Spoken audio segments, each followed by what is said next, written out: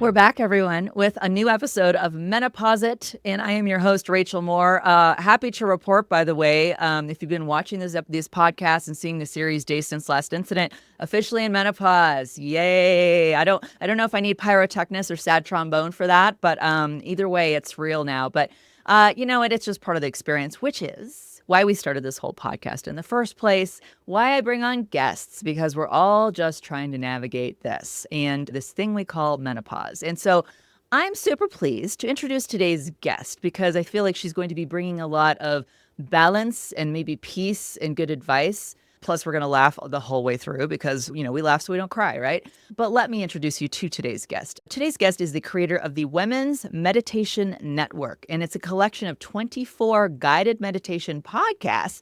I thought I was busy that helps listeners feel more calm, sleep easier, release anxiety, and to consciously create their lives. Her meditations have been listened to over 200 million times by women all around the world. I'm going to make that 200 million and one after we're done recording today. She's a writer at heart, which I also love, has a soft spot for animals, adores her Greek hubby, loves a good margarita. Yes, sister. And treasures the job of raising her two girls. I am so pleased to welcome Katie Krimitsos to the podcast. Katie, thanks for joining us today. Rachel, thanks for having me. I'm so excited to be here. Me too. I just love I kind of looked at this podcast, recording it as my own therapy because I'm getting on screen with somebody who's like, are we going to talk about menopause? Yes, sister, we are. But also because it's helping everybody too. And so I'm so thankful, you know, again, we have a lot of podcasts going on. So I'm really thankful you're joining us today and sharing more about that. But I just gave you a super brief introduction, and I want to give you the chance now. Katie, tell us more about yourself. Help us get to know you a bit more, professional, personal, whatever you want to share here. The floor is yours, but help us get to know you, Katie. What's going on? Yeah, why, thank you. If you took a snapshot of my life right now, it would look like I am in Florida. I live on a farm. We have acreage here. We have lots of animals here. And that was a very conscious choice that my husband and I were dreaming about for many years before we actually made the move here about a year and a half ago. Wanted our kids to grow up barefoot around animals, and that is absolutely what's going on right now. So the snapshot of my life is that I'm, you know, a good portion of my day is just sort of like with the animals, managing animals, outside, all that sort of stuff, which is cool. I have two young girls. They are 10 and 7, Sedona and Savannah. And they keep me busy. They're at a really fun age right now where they really do. They're such good best friends. Aw. But like all best friends, they fight, you know, as they can. But they're in such a good age. Like they're independent enough where I'm starting to talk to them like little women, you know what I mean? Which is really cool. So that's really fun. My husband is a fellow entrepreneur as well. And so much of our time together is talking about the dreams that we want to create. And that's super fun. And we get to kind of like ping things back and forth with each other. And then, yeah, I'm an athlete. I love what I do for work right now. I love the fact that I'm going to forget the brilliant person who said this, and I'm embarrassed that I'm forgetting this, but there's a quote out there that basically says, the two most important days of your life are the day that you're born and the day that you realize why. Oh, And wow. I feel like I'm very much in the living of that second part. Like I understand why I'm here, and the Women's Meditation Network is really a manifestation of my work here in this world that complements and is interweaved with everything that I just described, right? Yeah. Which is one of love and light. And as airy-fairy as that sounds, the way that I get to deliver that is through these guided meditations. But bigger than that, my true gift is giving women the tool of meditation for deep self-knowing. So that we can consciously create lives that we love.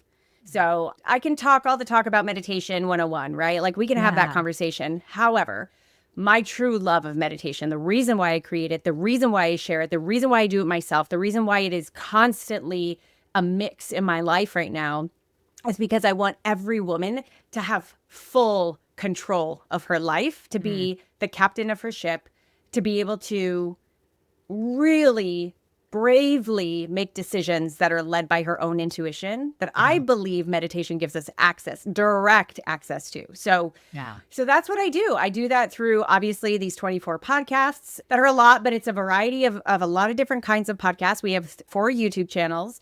And then I'm about to launch my very first course, actually, called Meditate to Magic. It's really like a guide for exactly what I just told you.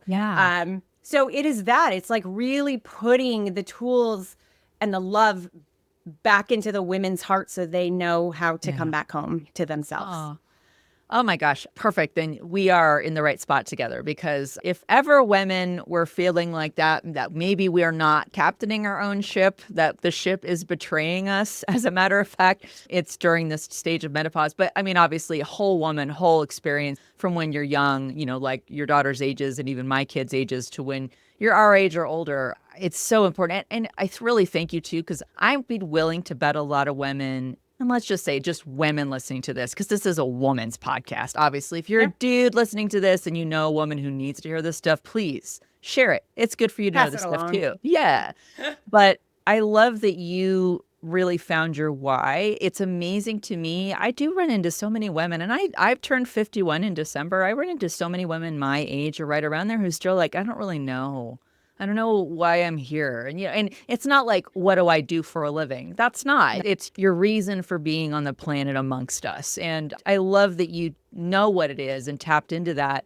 And we all get to benefit as a result, which is so great. We're going to talk a little bit more about specifically the meditation that you guide and do with these podcasts and your channel and your course. Would love to hear about that.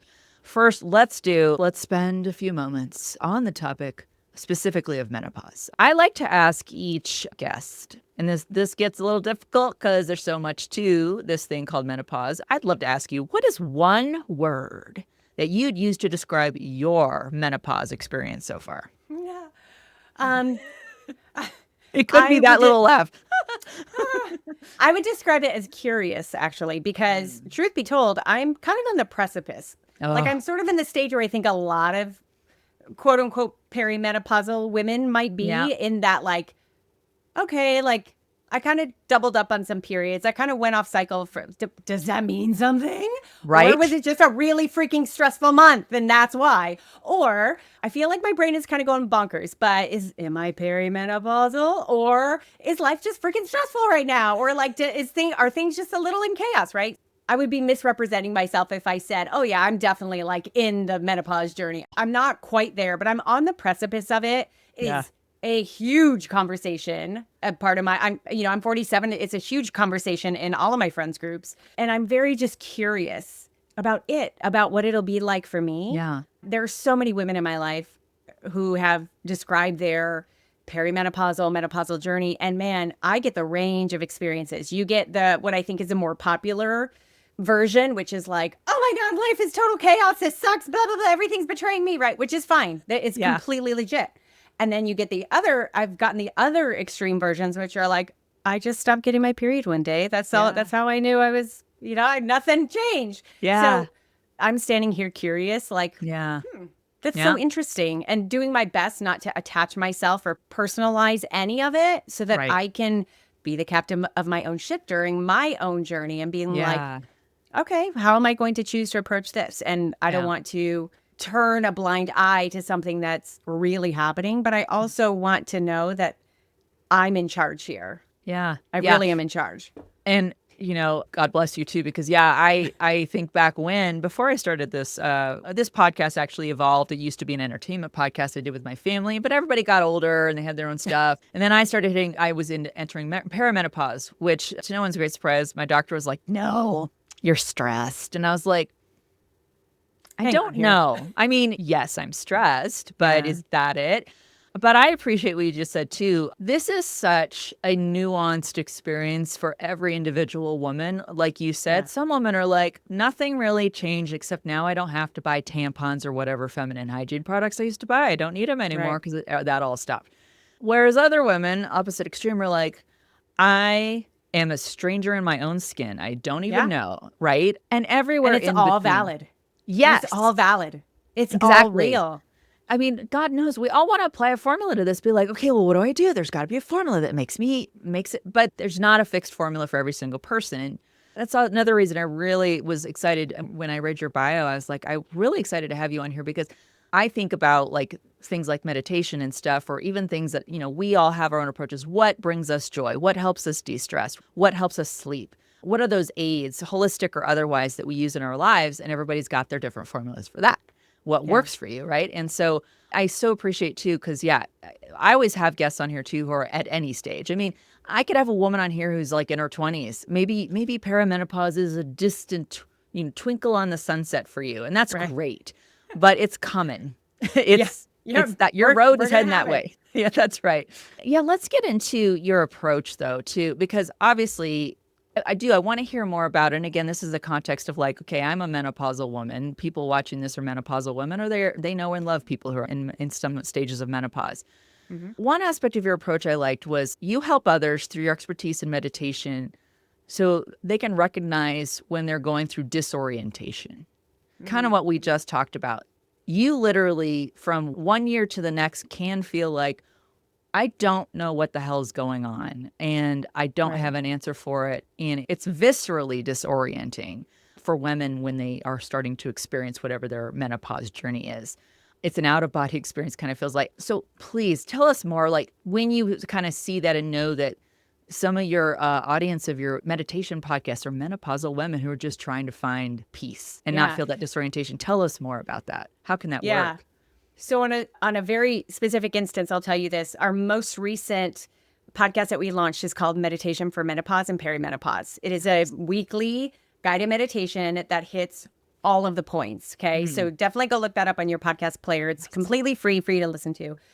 And explaining that will explain the larger answer to your question, which is you will find titles on there that deal with what I think a lot of common experiences are during the season, right? Like night sweats. Like here's a meditation to help you get through night sweats, right? Wake up. One is literally called like awake at 3 a.m. Here, listen to this when you, But another one is like, pondering the question, should I use HRT? But the messaging in each of these episodes is very much a tool to come back to yourself, to find some calm, to release the thoughts, the expectations, the noise of this thing, and come back home for this particular topic or issue or frustration. And then also let us just, in the process of this meditation, this opening happens where you can really access your intuition. And that's really what we hope to give in each of these meditations. So I say that because my approach very much is like, there's no one size fits all. You mentioned before that like we want to have a process. Like what's step 1 through 10 on how to get through perimenopause and menopause, right? Yeah. And I'm sure there are plenty of courses on how to do that, right? And without disrespecting the fact that it's its own season and experience, it reminds me of a new mother's experience. It reminds me of that. I don't care how many times mothers who were already experienced told pregnant me with baby number 1 what I was about to expect. Yeah. Ultimately, and I use that information to sort of like tweak and like, how am I going to set my mindset on this? Am I going to choose that belief or not? Like, I was very conscious of like how I wanted to enter into motherhood. Yeah. But when the baby came, all bets are off and shit, like, well, shit's going down, right? Yeah, it hit the fan. And then I just showed up as I needed to, as I could, as present as I could, as connected to myself as I possibly could, so that I wasn't mothering from a place of outside expectation. I was mothering from a place of deep, soulful desire to be the mom that this little baby needed me to be. Yeah. Right? Yep. And so if we can sort of parallel that to this menopause journey, which is, we're here and we're going to tell you all these things that, if you're premenopausal, you might watch out for, or even if you're in menopause, you're having these other vantage points, right? Mm-hmm, but at the end of the day, I really believe if you really desire an owner's manual on how to deal with menopause, you have one, and it's inside.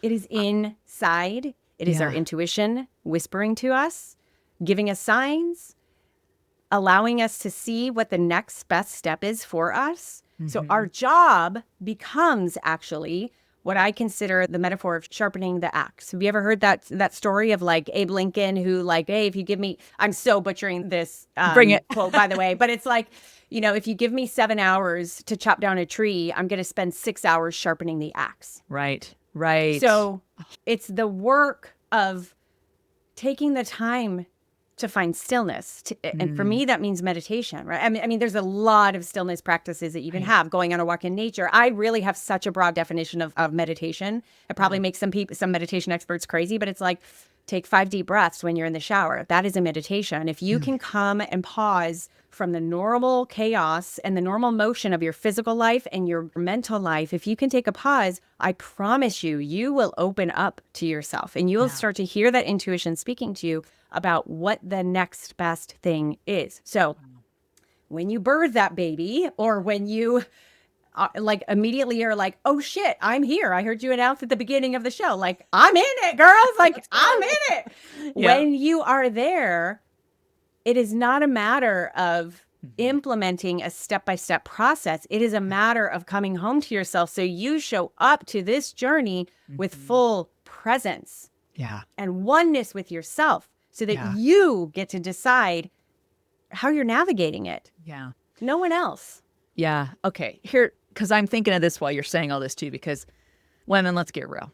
We are raised from the get-go to practice formulas so that we meet those conditions, right? We all have criteria that are given and put upon women, that we are challenged all the time and pressured to say, you need to meet this standard, even if that standard has been bullshit since the beginning.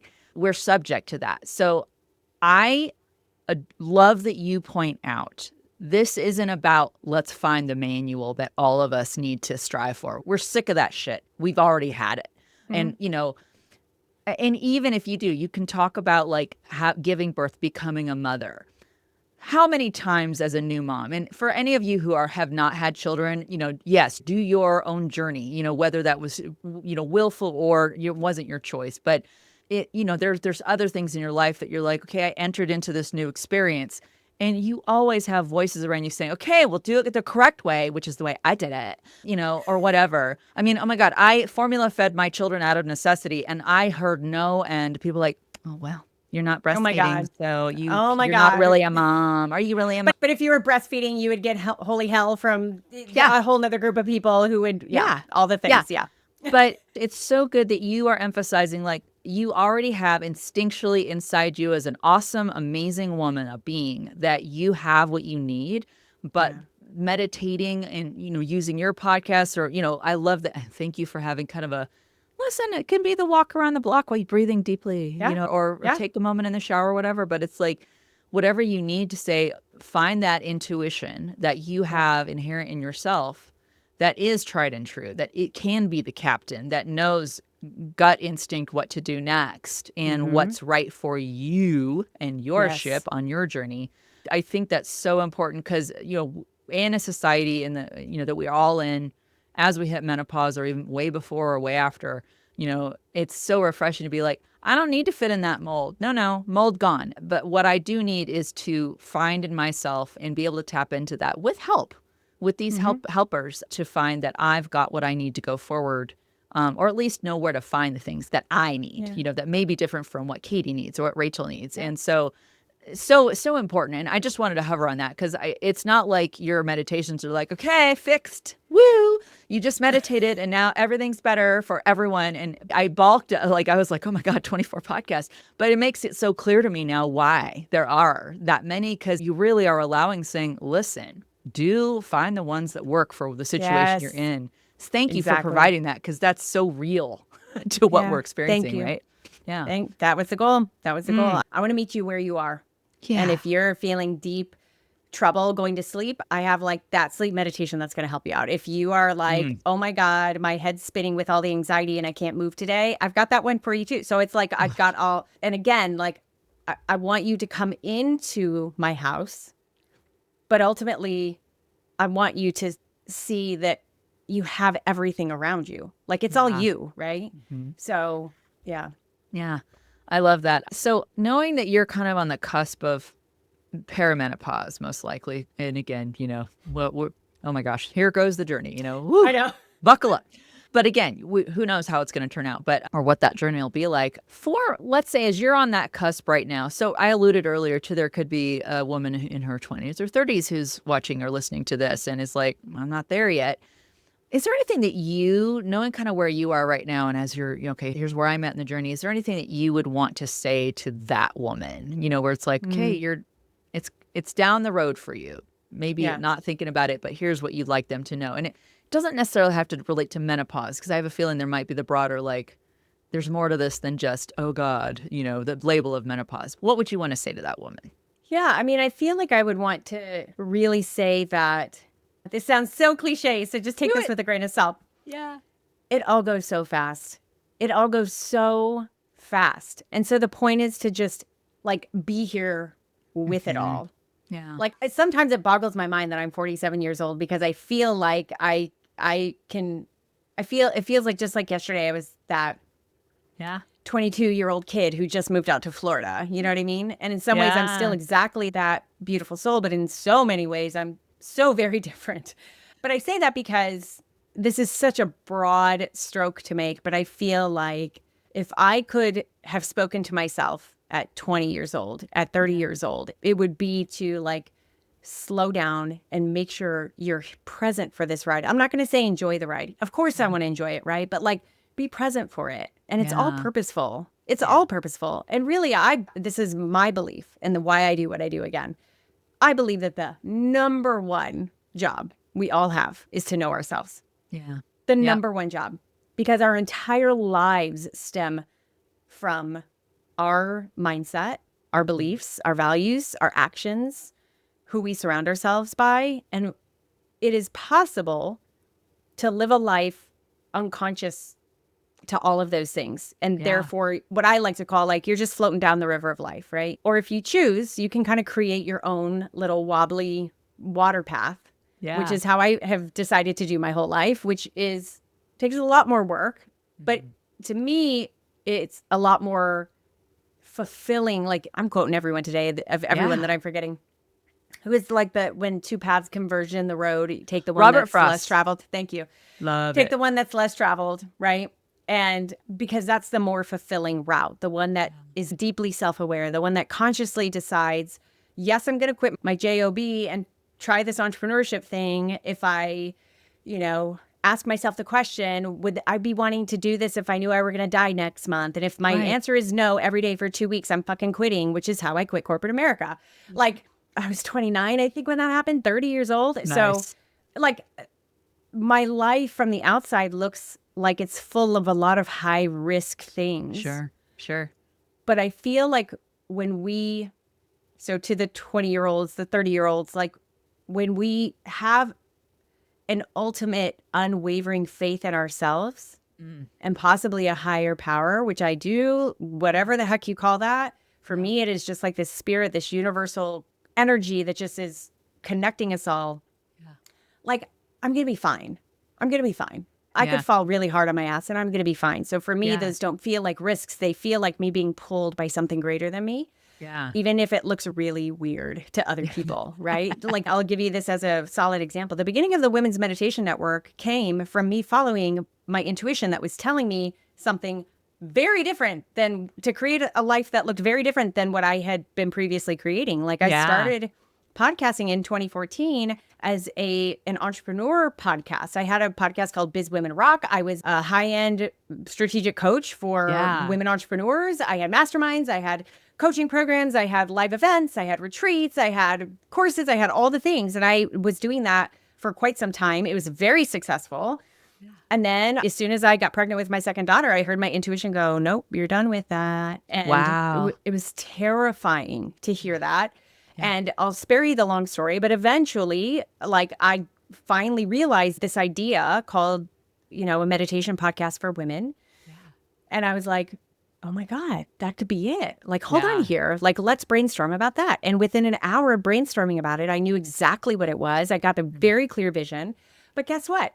Going from a business brand to like a meditation brand. No one on the outside understood that. As a matter of fact, I have people who love me who came to me at that point were like, don't be fucking crazy. Like, what are you doing? You already have a successful thing. What are you doing? But I knew myself enough to know, even though I was scared, even though I was a little timid, like I still had a solid enough sense of knowing this is my next step. This is my next step. I can see the big vision and I can see about like one step in front of me and that's all I got. Let's go. So, that's all you needed though. That's all I needed. Yeah. So in all of that's what I would continue to tell a younger generation, which is like the most important work you do in this world is the work inside. Because that is how your external world will show up the way you want it to show up.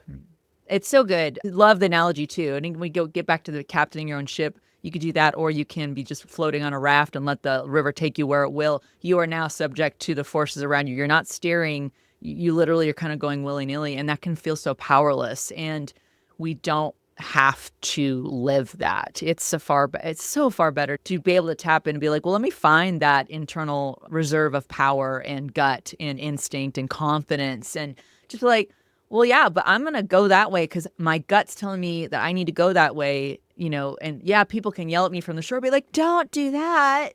Just keep going down the river. Yeah, they absolutely will. And don't you dare formula feed. How dare you? Right? And with the they have the best intentions usually. They're from their own experience, but they're not you. And and you knew what was right. And I like to there is risk. Yeah, you could fall on your ass, but you did that, and now you learn better, and and you're like, okay, let me apply what that lesson was and use that internal reserve that I've got, that I know about, that I'm acquainted with, that I can be like, all right, what's next then? And so much more power and autonomy and confidence lies in that than to float on the raft. So message to all you younger women. Sure, you can float on the raft, but we highly recommend becoming a captain. It's way more fulfilling, and you'll feel better about that at the end. Trust us.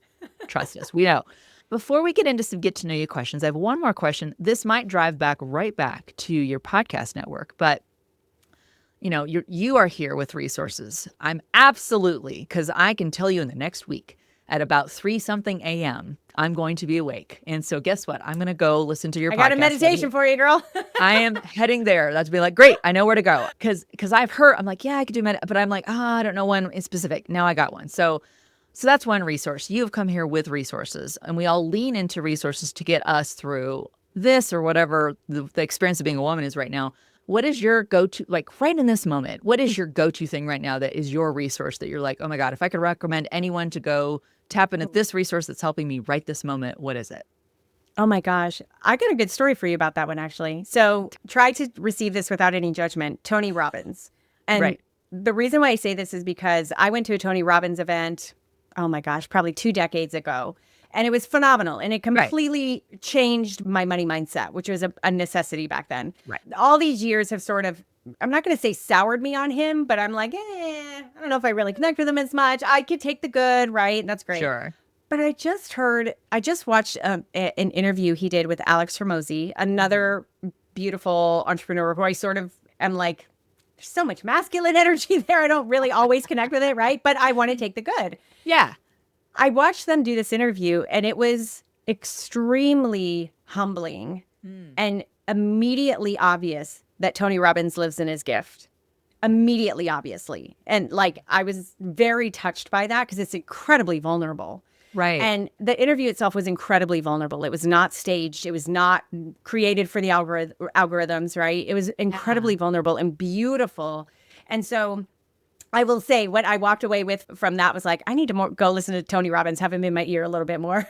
Sure, sure. Like, and I'll mention too, Pappy D'Annunzio, who's a very dear friend of mine who talks about manifesting anything you can imagine. He's a manifesting coach. He's just a beautiful human. He's somebody, I've purchased his course last year, and he's somebody who I constantly will have in my ear about how we here in the head, and this is where we get to create from, and making sure that we're not allowing this external world to create for us. And so those are messages I'm constantly making sure to have. Love that. No, those are great. Shoot. And I agree. I mean, everybody's going on their journeys too, right? I mean, I still think, okay, I have a quick anecdote I'm going to share here too. I was thinking about this the other day. This was, oh gosh, it was over 10 years ago, and I was still working in corporate, and it was 15 years ago, actually. And I remember making the statement to a boss of mine and in the office environment saying, I just don't think anyone should ever have to be crying at work. I just don't see that there's any call for that. I know. Yes. Roll your eyes. Roll your eyes. Earned it, because the irony is, on the last year that I worked at that job, guess what I was doing in my boss's office? Sobbing. Tears, all the tears. I had a pretty, an anxiety, a breakdown, and I was uncontrollably sobbing. And later, when I was able to kind of look more objectively, I'm like, what an idiot, and because and I think we all learn, we all go through things. We're all being affected by, again, those voices on the shore, the water we're trying to float on, and the rocks ahead and all this stuff. And there's storms and things like that, or it's sunny, but we're all getting impacted by all these things. So, yes, we're all on this journey, and hopefully we're just all getting better at that as we go. And I think that's so important too. We all have critical thinking to be I can listen to something and be I need to take that to me. And that is what's going to be feeding my soul. And I think that's a perfect lesson there. We've gotten to know you quite a bit, but now we're going to get into some more get to know you questions. First of all, I want you to imagine if you, the whole Calgon take me away thing, okay? If you literally could be catapulted to we somewhere. We are so the same generation with that reference. See? Yeah. And if you don't know that, go Google it. It's fine. Go Google it. I'm trying to even think what a current, Calgon, a Gen Z would be. I know. I don't know. Where would you picture yourself if Calgon could take you away? Where would you be right now? Always the Keys, the Florida Keys. They're my place. I love the Keys. I love being on the beach, love being on the water, love it. Just always I take many solo retreats down to the Keys or along the beaches. That is the place for me to go recharge. It is. I've been there twice. It's glorious. I'm not going to lie. The drive getting there is not great. But once you're there, you're okay, now I don't want to leave because it's amazing. So I'm a mountain girl, but even I was this is pretty nice. Is there an article or type of clothing that you've decided needs to be thrown into the fire of 1,000 suns, never to be worn or suggested by fashion again? I'm looking at my closet right here of all my clothes. I'm I was thinking about this question because I'm I don't think there's anything that I have that I would have gotten rid of it all by this point. I mean, I'm not a big fan of shoes much these days. At all, really. I walk around barefoot on the farm a lot. But heels in particular, just Yep. I don't think I really have worn heels as a part of my fashion since I became a mom. And now when and if I do wear heels, it's okay, how many, does this give me 1 hour? This is a 1 hour shoot. I can spend about an hour standing up here and then I'm done.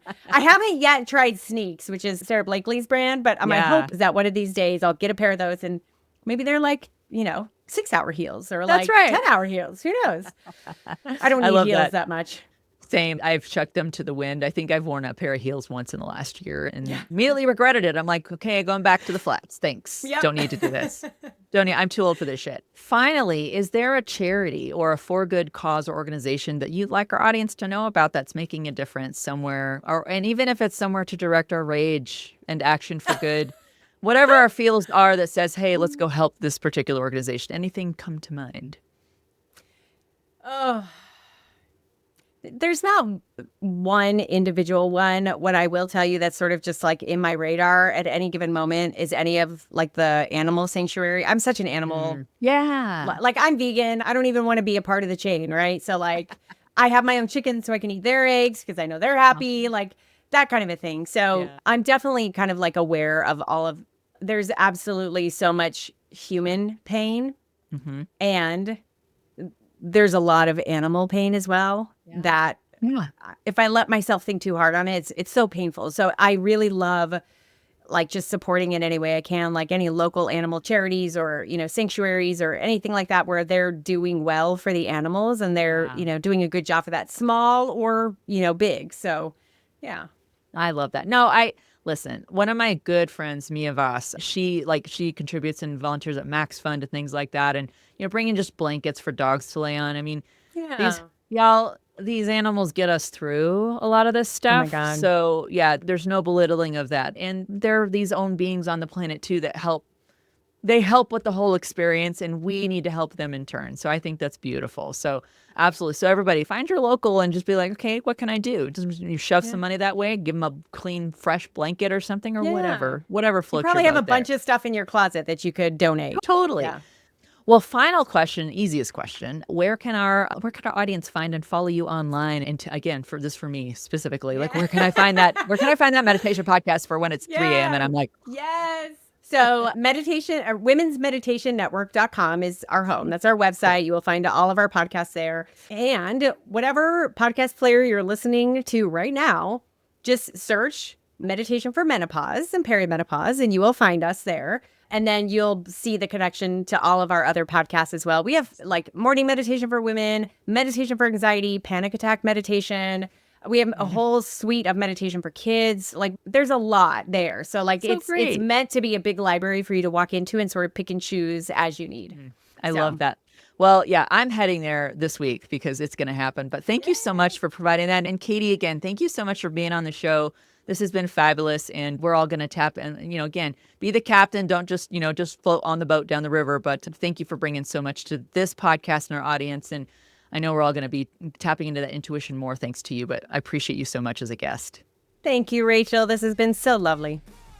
So that's been the Day Since Last Incident podcast on the MenopauseIt channel. Thanks so much for watching and listening. If you liked this video or reacted strongly to it, like it right here. If you would like to hear more and like to keep commiserating and learning, subscribe. That'd be great. Really appreciate it. And share it with folks. That's a big way too.